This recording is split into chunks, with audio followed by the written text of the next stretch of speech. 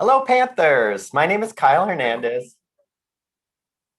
Hello, Panthers. My name is Kyle Hernandez with the UWM Alumni Association. Thank you for joining us to learn how to leverage your LinkedIn profile to help your job search and to connect with other UWM alumni. Today, we're joined by Liz Griever of LinkedIn Chicago. Liz has worked across continents in a variety of different industries, from a financial analyst to a software project manager to a customer success manager. Her current role allows her to work with clients to see an ROI on their LinkedIn product investment. She is also the LinkedIn Social Impact Committee lead and presents to other universities as a certified Rock Your Profile ambassador. There will be time built in to answer your questions, so feel free to put your questions in the chat during the presentation. And now, take it away, Liz. Thanks so much, Kyle. Hi, everyone. Thanks for joining us today. So like Kyle said, I work for LinkedIn in our Chicago office. I'm a customer success manager. I handle about 300 clients on any given day. And on the side, I also do a lot of these Rock Your Profile sessions for universities, different organizations, to help you figure out why you need a LinkedIn profile, why it's important not to just have one, but be active on the network. So like Kyle said, lots of time built in today for questions. I believe there is a chat option in the YouTube stream. So if you could just find that, pop, maybe where you're calling in from or dialing in from today, just so that we know people have found it. And Abby and Kyle, if you can confirm for me.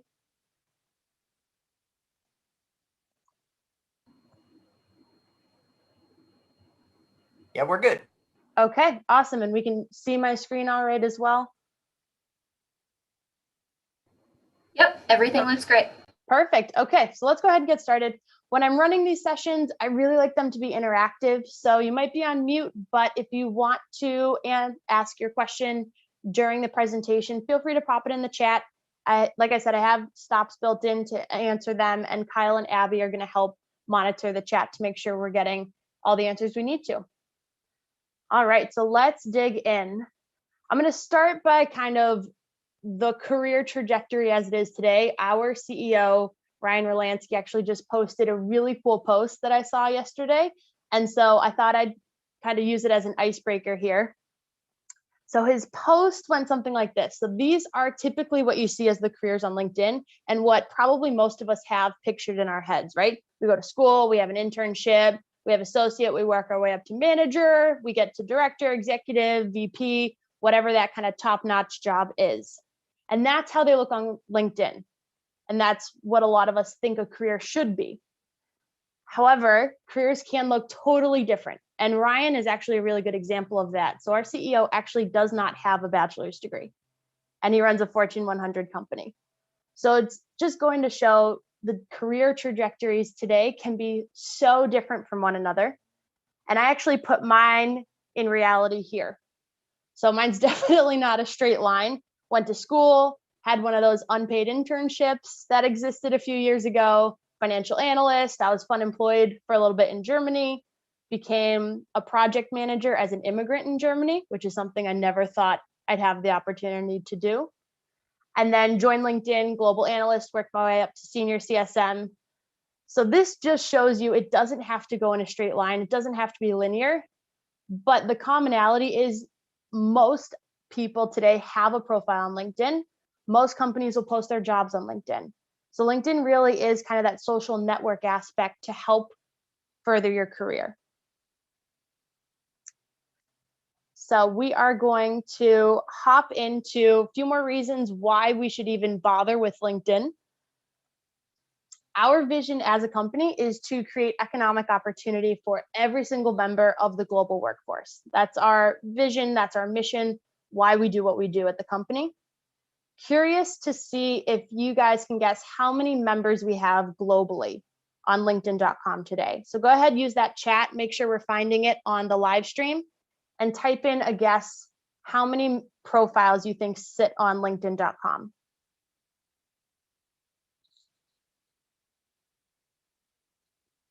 Abby, if you want to shout out a couple numbers as they come through.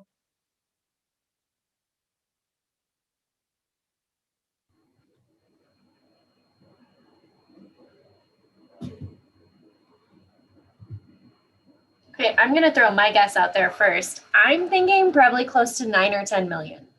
All right, 9 or 10 million. Anyone else have a guess there?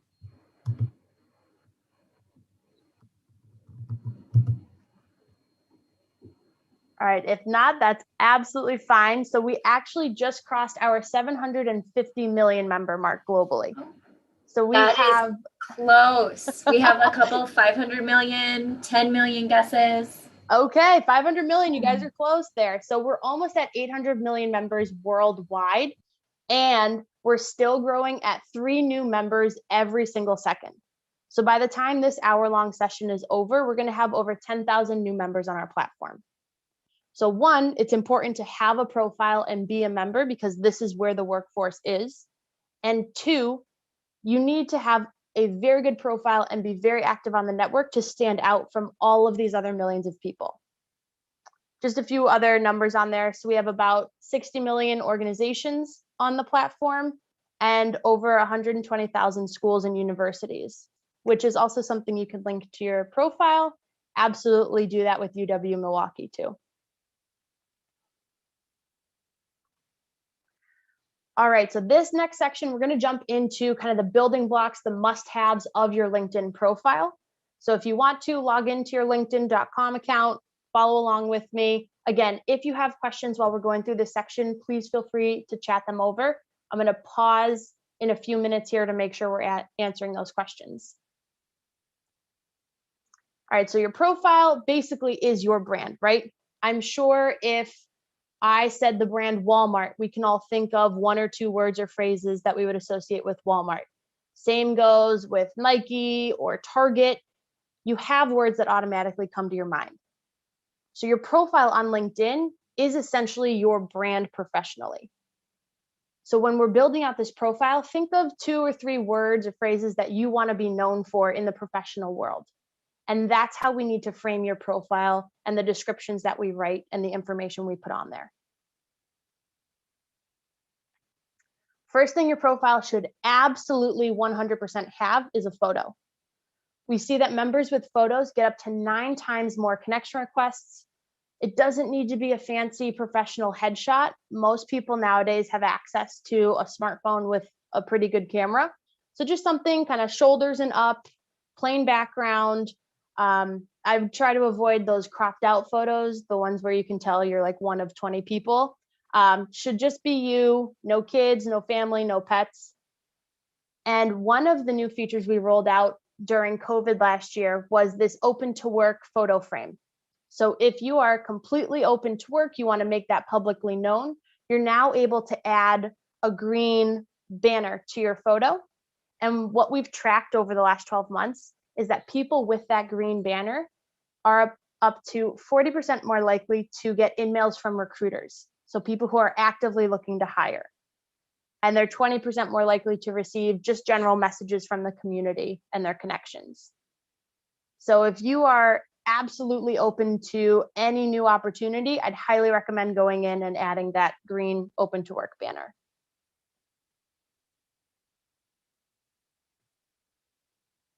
All right, the summary section. This is a really important section and a lot of people tend to overlook it. This is found underneath your name, underneath your headline, the About Me summary section. It should be the elevator pitch of yourself. It should be written in first person. So a lot of I statements, and it should be a bit more personal than a cover letter.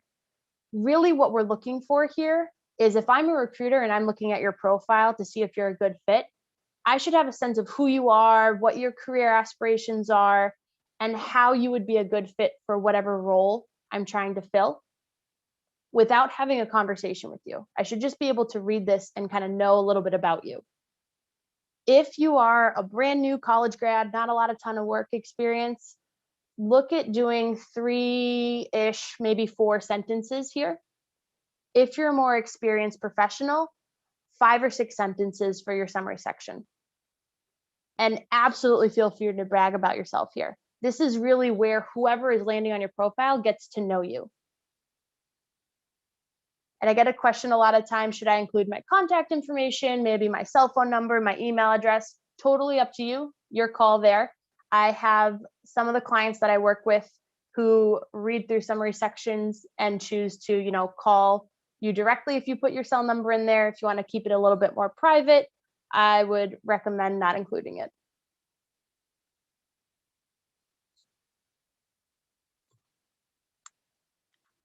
Next thing that you absolutely have to do on your LinkedIn profile is detail out your work experience. When you're adding in your work experience, obviously you have to put in your job title there, but there are thousands of other people with your same job title. So why are you the best, in this case, VP of Global Sales? What makes you different than other VPs? And that's where the description comes into play. Either paragraph or bullet formatted, totally fine here.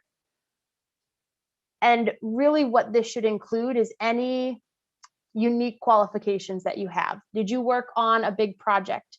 Did you hit a certain quota? Anytime you can involve numbers in these descriptions, it's a really good eye-catching tool for people scanning through your profile. And when people have up-to-date positions listed and kind of detailed out, we're seeing that they're getting way more connection requests than someone that just has their title listed.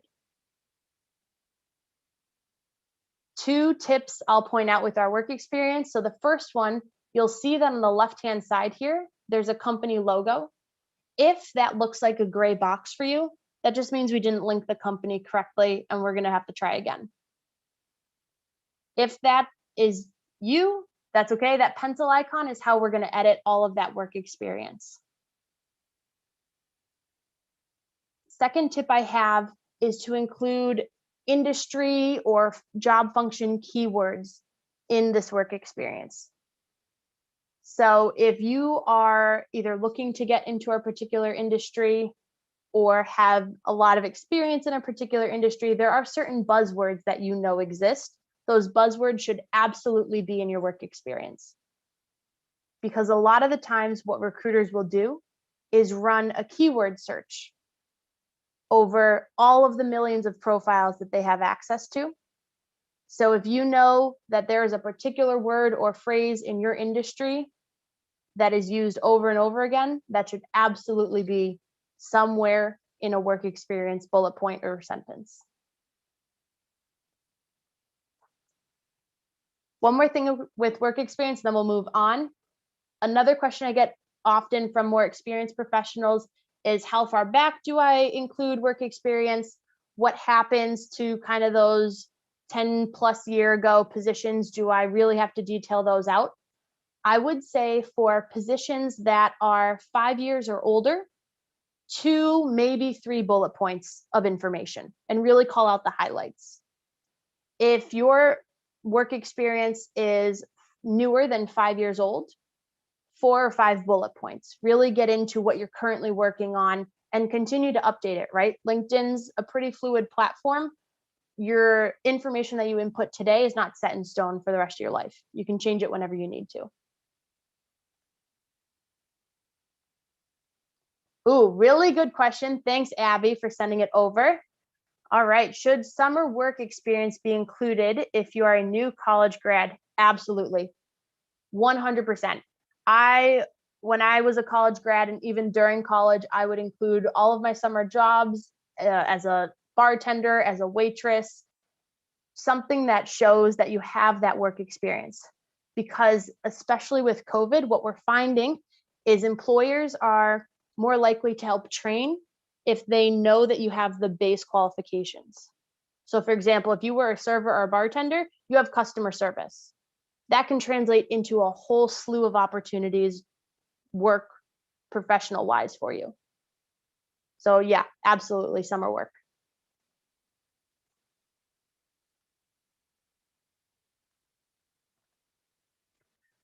All right, couple more sections on the profile. So skills, this is a really big one. Again, a lot of people overlook it, and it's what most recruiters use when they're doing their searches. Between keywords and skills, we absolutely need to have what the industry or function terms on our profile. So in our skills section, we can add up to 50 skills, 50.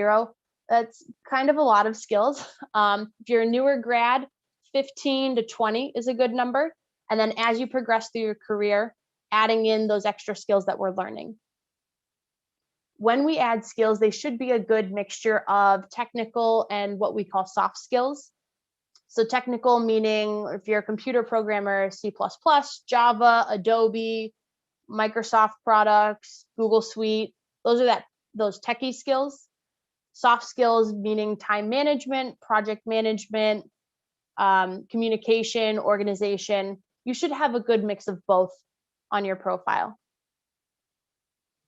You can ask for endorsements from people. So if you collaborated with your team on a project or initiative, absolutely ask them to endorse you if you feel like you portrayed a certain skill. And new as of last fall, we've actually rolled out skills assessments for our technical skills. So like I mentioned before, think of your Adobe, Microsoft, Google Suite products. You can actually take a 15, 20-minute skills assessment. And if you pass it, you're going to get a little badge on your profile.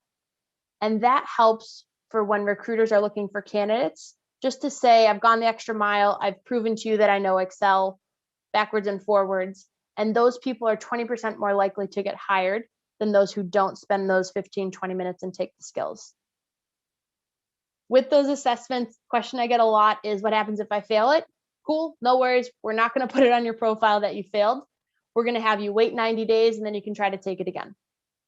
So there's no harm in trying to take it. If you don't pass, it's not going to look bad on your profile.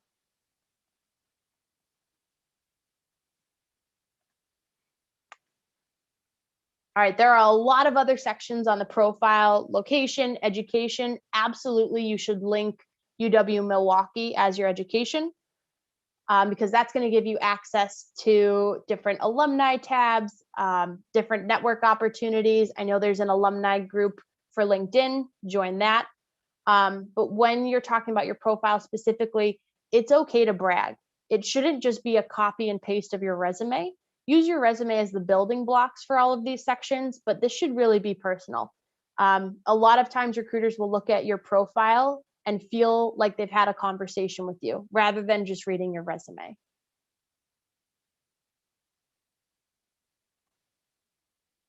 All right, I'm going to pause here. We're doing great on time. Before we hop into kind of beyond the profile part of LinkedIn, Abby, Kyle, any questions from the chat? I'm going to give everyone a minute to type in the questions if you have them.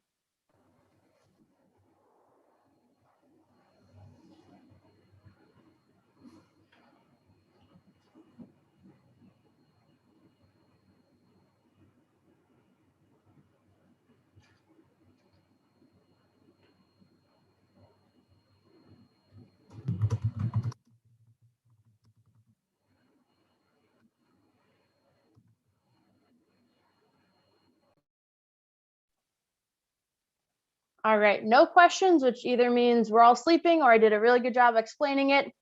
I'm hoping that if you do have questions, please feel free to include them in the chat. I'll answer them eventually. But for now, let's go ahead and move on to kind of why we need to be active on the network. So we have our profile, and great, we're one of 750 plus million people. So what do we do to help build our network, to help build our connections, to make sure that we're thought of first in people's news feeds? Oh, I'm seeing a couple questions. All right, we'll answer these and we'll hop into this section. I love these questions. Okay, so first one, anything that should be done to focus your profile to an international audience? Ooh, love this question. Couple things that pop up in my head for this. First one, you can have a LinkedIn profile in a completely other language. So you have the ability, if you make your profile in English, you have the ability to duplicate that into French or German or whatever have you. So that would be idea number one. If you Google how to do that, you're going to get a nice step-by-step LinkedIn help article for that. The second thought is when you are using that open to work functionality, choose locations that you're interested in. So if I click I'm open to work. I have the ability to type in job titles and locations that I'm interested in. So if I'm looking to move to London, I can just put that as the location. And what that will do is flag to all of the London recruiters, hey, Abby's now open to going to work to London. Maybe it's a good idea to reach out to her. Good question. Second question, do you have suggestions if you're currently unemployed and volunteering during the job search? Would you put this in the summary? Ooh, I love this question. Okay. Few ideas here. So one, there's an actual volunteer section on your profile. If you are, let's say, like serving on a board or volunteering regularly and not getting paid, I would put that experience in the volunteer experience. If it's a paid for board position or volunteer, that needs to go in work experience. If you're currently unemployed, I would put that in your summary. I would also make sure to turn on that green banner for open to work. The reason I would include the word unemployed or job seeker in your summary is because, again, I work with a lot of recruiters. I train them how to find candidates. And this is one of the ways that they're finding candidates is they're keyword searching unemployed. And that way your profile is going to pop up in their search. Really good question there.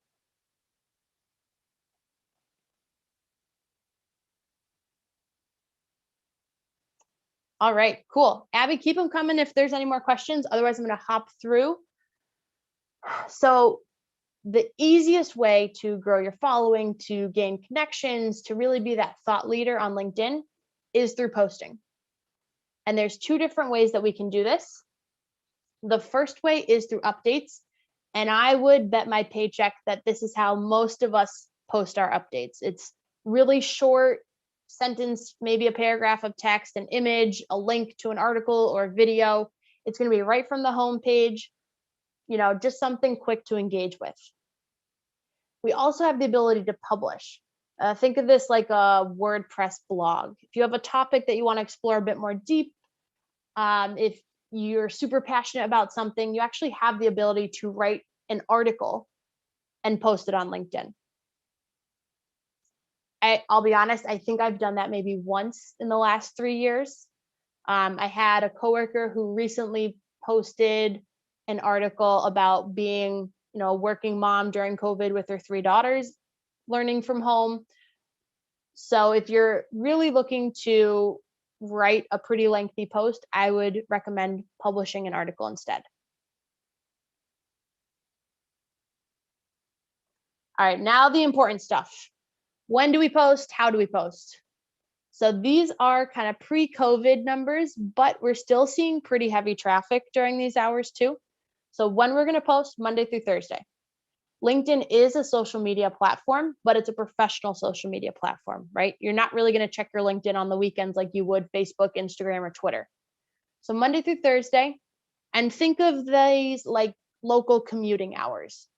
So if you have the majority of your network in the same time zone as you, these are going to be really good hours for you. So first thing in the morning, like while people are eating breakfast on their way to work, scrolling through their phones, before lunch, during that lunch break where you might be bored a little bit at work, pick up your phone, scroll through social media, and then on your way back home from work. So these are, pre-COVID commuting hours would be when we see the most traffic. And then the majority of LinkedIn's traffic, about 75, 80%, comes from mobile devices, so phones and tablets. So when you're posting, making sure that it looks good on a phone screen. We don't need you to post, thousands and thousands of words of text. No one really wants to scroll through all of that. So make sure that it looks good on your phone. And then feel free to tag people, companies, use hashtags just like on Instagram, just like on Facebook. You can do that on LinkedIn as well. And that's going to help spread your post further.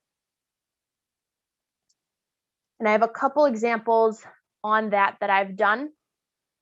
So these two, you'll notice I included an image. I've tagged some companies. I've used a few hashtags. With these posts, this one on the left here got 10,000 individual views. I don't have 10,000 connections. I don't know 10,000 people, but because of the hashtags, because people liked and commented, my post went wider spread than I could have imagined. Same one with the one down here. Maybe I have 1,300 connections, but I don't know 1,300 people. So the more engagement you get with the post, the more likes, comments, shares, the more hashtags you include, the further it's going to spread, the more people you're going to add to your network. This is really important if you're starting out as a new grad, you don't have a ton of, we'll call them LinkedIn connections yet. One easy way to add connections is to actually use the Alumni tab on UW Milwaukee's page. And I'll show you this once I'm done in the deck here in a couple minutes, but it's a really cool tool to help find alumni that graduated from UW Milwaukee. And you can even narrow it down to people who live in the same state or city and have studied the same subject that you did.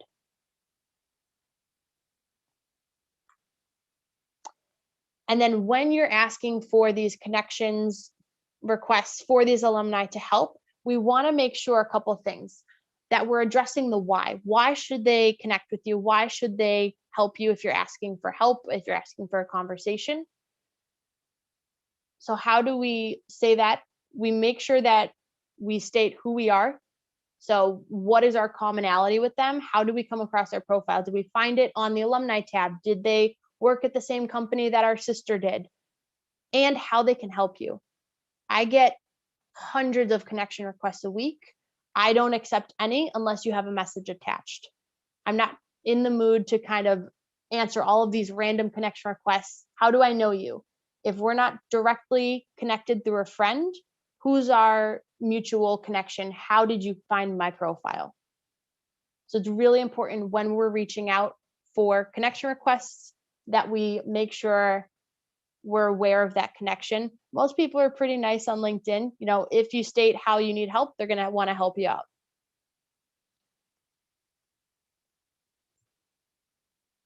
All right, a few more slides, then I'm going to hop into linkedin.com and show you some of these things. So especially with our newer grads, if we're looking for new jobs, easiest way to kind of figure out what's out there is to look through job descriptions. You can do this a couple different ways. If you have a dream company that you want to work for, if you really want to work for Google, Google's going to list all of their jobs on LinkedIn, and they're going to have descriptions. That's one of the rules of putting a job on our website. You need to include a description. So if you have no idea what you want to do, that's okay. Read through some job descriptions, see what kind of sticks out as an interesting maybe task or requirement, and figure out what you're qualified for as well. And the last slide here, I wish I had known this in college and right after, is to set up automated job alerts. So again, if you have a dream company, if you have a dream job title or city that you want to work in, you can actually set up a job alert to send you emails when there are new jobs posted in whatever criteria you need to have filtered for. So if you really want to be a salesperson in Seattle, you can set up an email alert to say, hey, when any company in Seattle posts a new salesperson job, send me that job in an email and we'll do it. So that runs 24 hours a day, 7 days a week in the background for you, and we'll just give you those jobs. All right.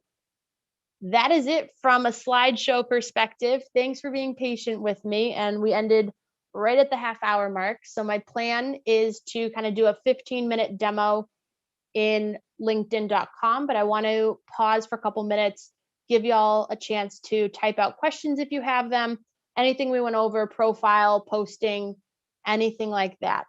So I'll give everyone a minute here.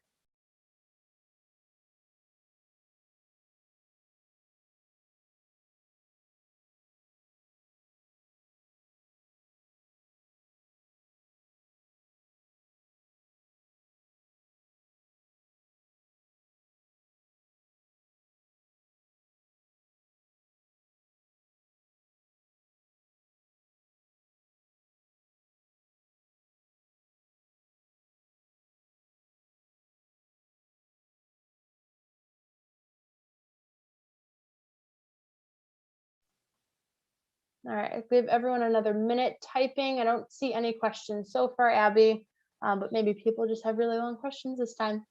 So we'll give everyone another 60 seconds here.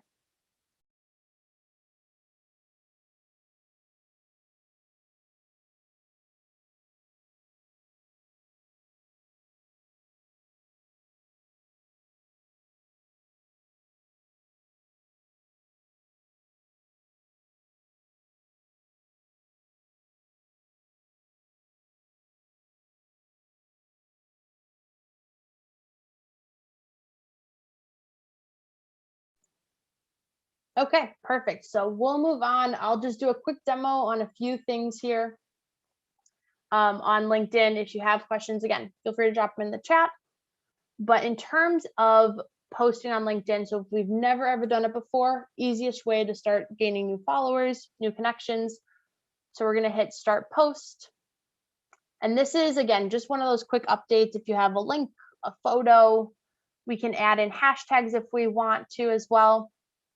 So we'll just start typing and then hashtag, let's say LinkedIn Life. I know I've done it correctly because it turns bold. So just like with any other social media site, you can actually follow hashtags too. And that's how we're going to get our posts to be more widespread. So one of the ones I love to show is hashtag innovation. If I can just search for, oh, where'd it go? I can search for it there and see some of the recent ones that include that. If I click on hashtag innovation, you can see that there's almost 39 million followers. So just by including that one hashtag, you have the potential to put it in all of those people's newsfeed. So that's the power of including another name, another company, all of their followers could potentially see your post. Now, in terms of profile, so I'll hop into mine real quick. So that open to feature I was talking about before, that's going to be right here under your name. I'm going to click open to if you're open to finding a new job. We're going to choose this one. All right, so like I said, a couple job titles, couple locations. If you're open to remote work, great. And then at the bottom here, this is really important to call out. I can choose who sees it. So if I want every single person on LinkedIn to be able to know I'm looking for a new job, it's going to give me that green banner.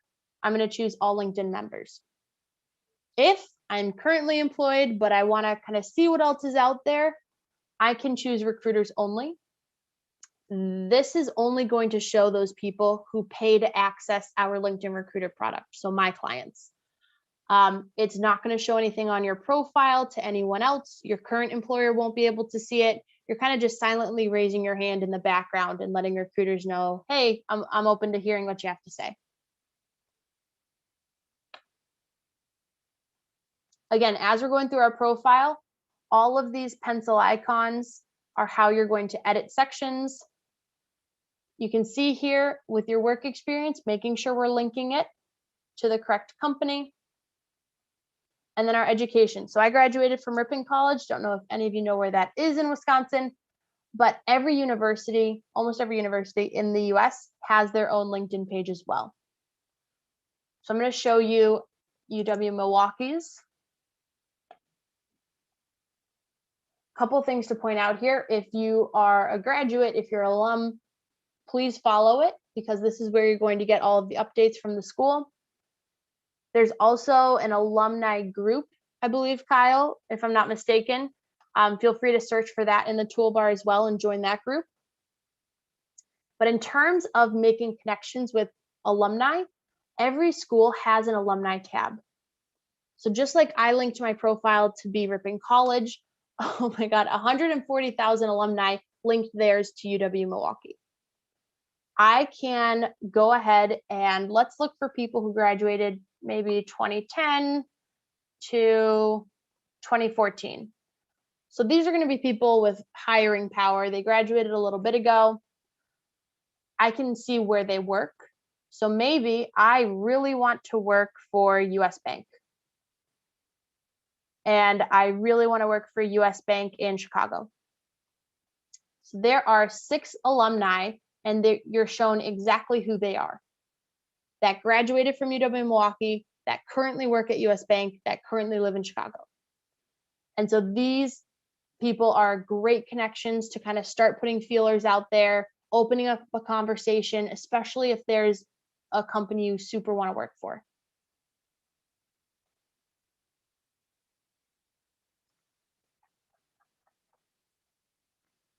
All right, now, if there's a company you want to work for, let's just go with Google. How we're going to set up those automated job alerts. So first thing, when you come to a company's page, they're going to have a few different tabs. So there's a posts tab. So this is where that company kind of sends their own updates about what's happening. Most companies will have a life page too. So this just kind of goes one step further, shows you the culture, shows you some maybe news about them, some updates. But jobs is really what we're going after here. So they have a bunch of job openings. What LinkedIn will do is, based on your profile, based on your information, we're actually going to recommend jobs for you right away. So this is really why it's important to keep updating your LinkedIn profile, because our algorithms are going to spit out recommendations for you based on what you give us. So I can see here, maybe I'd be a really good ops manager, CSM. Okay, makes sense. If I'm not interested in any of those, I can look at all of their jobs. So this is going to include all of the worldwide Google jobs ever posted on LinkedIn. My recommendation, if we're going to look at jobs to apply for, I'm going to look at jobs posted in the last week. And then I can use all of these different filters. So let's go entry level. Oh, I guess no results. So entry level, associates. Let's see.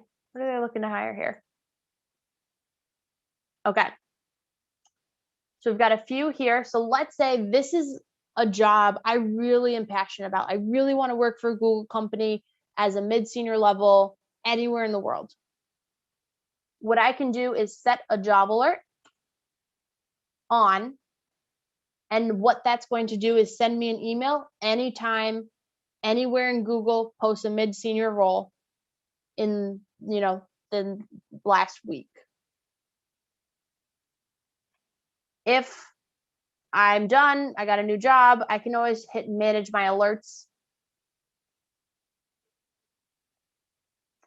and turn off and trash your alerts. So again, we're making it really easy for you to make sure that you're getting the job alerts you need.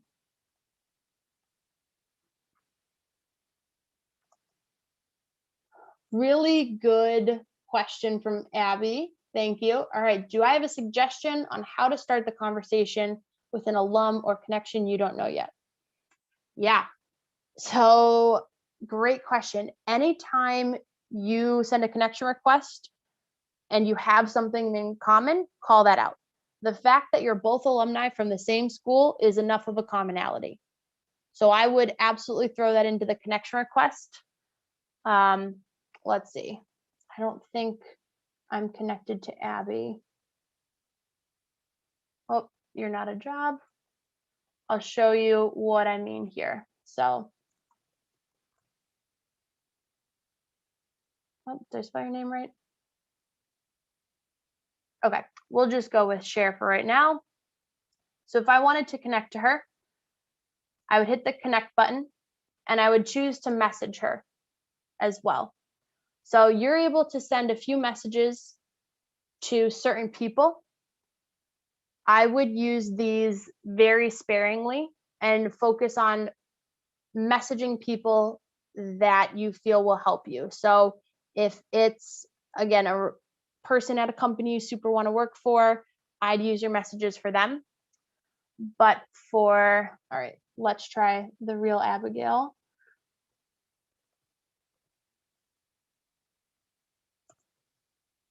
There you are. Okay.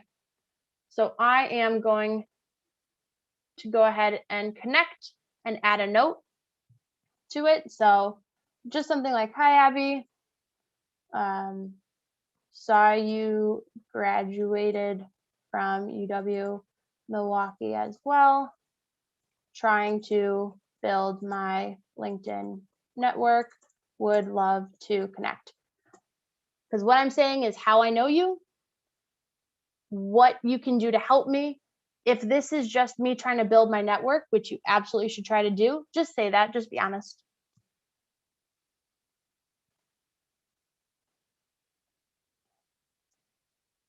Ooh, great question. Once an alumni accepts my request, could I politely ask for a quick phone call or follow-up?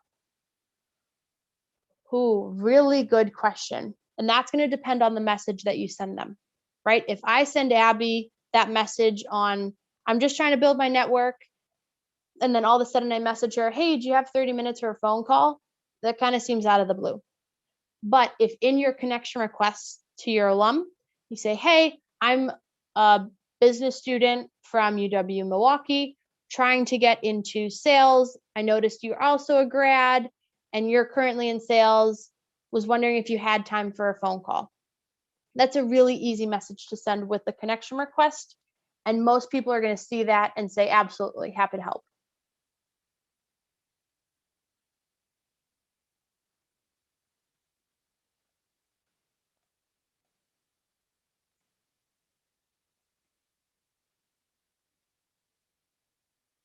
All right.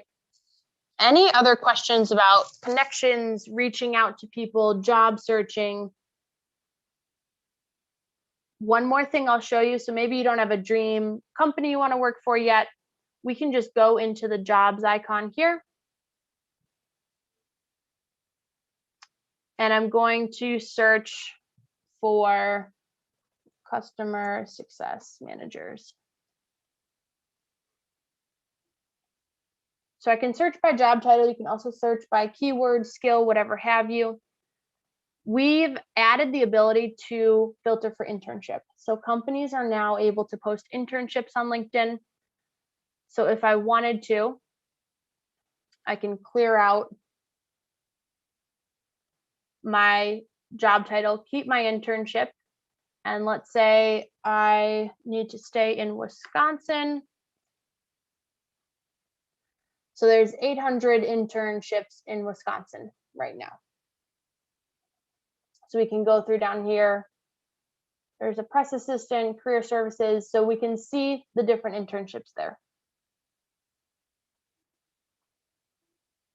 One more question I get from a lot of college student, recent grads, should I invest in premium? Is premium worth it? I would say that depends, because the two biggest benefits to premium that I could think of for a college grad, recent grad, would be one, when it comes to job searching and you have a premium license, you can see all of this information down here when there are job applicants and how you stack up. So let me get out of internship and find a job with a few more applicants. Okay. So because I have premium, it's going to show me. So I'm in the top 50 of these 20 applicants. It's going to show me my top skills that we all have, how I'm matching based on my current role. It's going to give me a breakdown of the applicants. So if you're in the market for a new job and you're very heavy in your job searching, premium might be worth it. The other benefit that premium has is it allows you to send messages to 15 non-connections each month.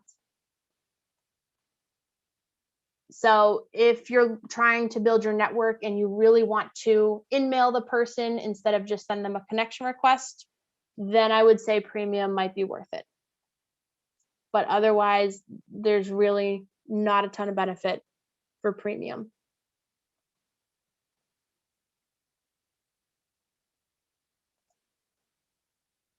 All right, I know we're almost at time here, so if you have to drop, thanks for joining. Abby, Kyle, any last questions from the chat?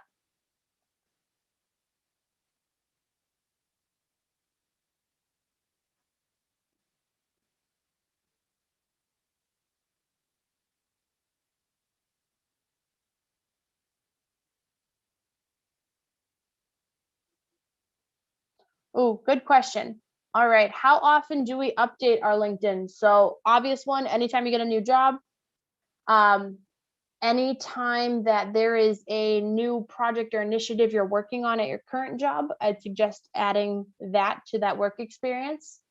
For me, I probably kind of look over it, check it probably once a month. Just, kind of go over the skills. Did I learn any new ones? Do I want to take any new technical assessments? Posting wise, if you've never ever posted before, try posting once a week. If you are comfortable with that once a week, posting twice a week, 3 times a week should be what we're looking to do.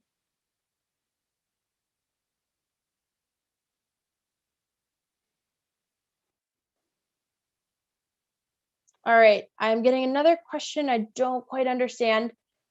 Can you talk about what businesses focus on when looking at your feed?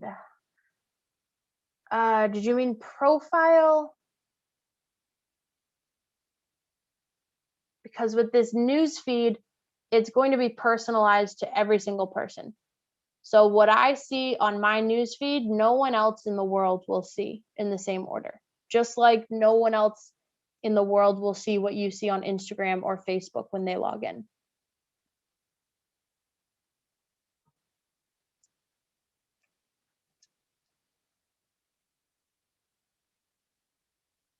Great question.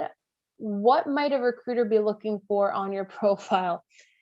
Yeah, really good questions. Like I said, I work with about 300 clients, and my clients are recruiting firms. So my job is literally to teach them how to find people using LinkedIn.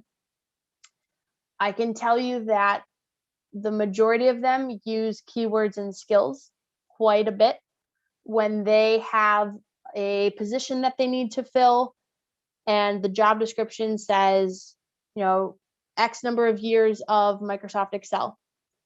They'll type in Microsoft Excel into keywords, so it should be somewhere on your profile for you to show up in their search results. They're also looking for your work experience to be updated.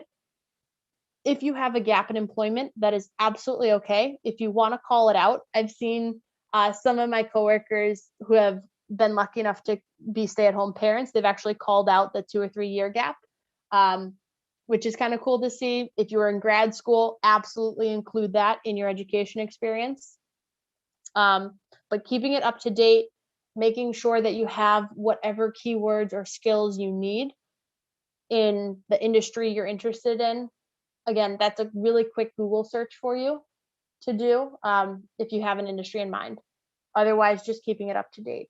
And a picture. The picture shows them that you're not a robot.